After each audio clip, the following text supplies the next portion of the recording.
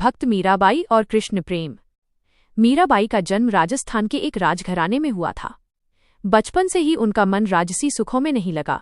उनका प्रेम, उनकी भक्ति केवल भगवान श्री कृष्ण के लिए थी। मीरा का विवाह मेवाड़ के राणा सांगा के पुत्र भोजराज जी के साथ हुआ।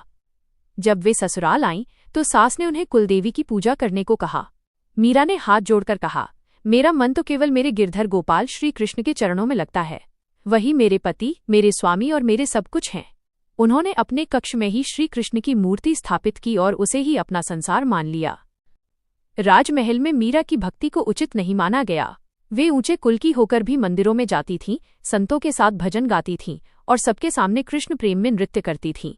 राज परिवार को यह व्यवहार अपने मान सम्मान के विरुद्ध लगा। राणा और उनके परिवार ने मीरा पर अपनी भक्ति छोड़ने का दबाव डाला। उन्हें बार बार महल की चारदीवारी में बंद रहने को कहा गया। जब मीरा किसी भी तरह से नहीं मानी और उनकी भक्ति दिनों दिन बढ़ती गई तो राणा ने उन्हें रास्ते से हटाने का निर्णय लिया।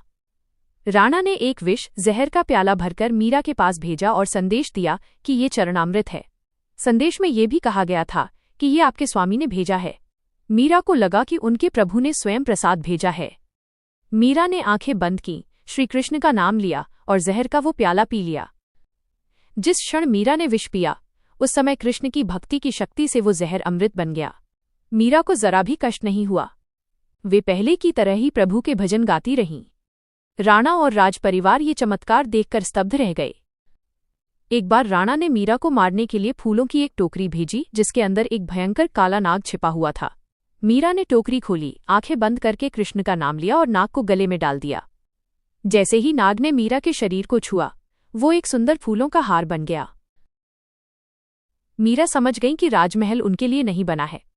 उन्होंने अपने प्रिय गिरधर गोपाल की मूर्ति ली और भक्ति के मार्ग पर निकल पड़ी।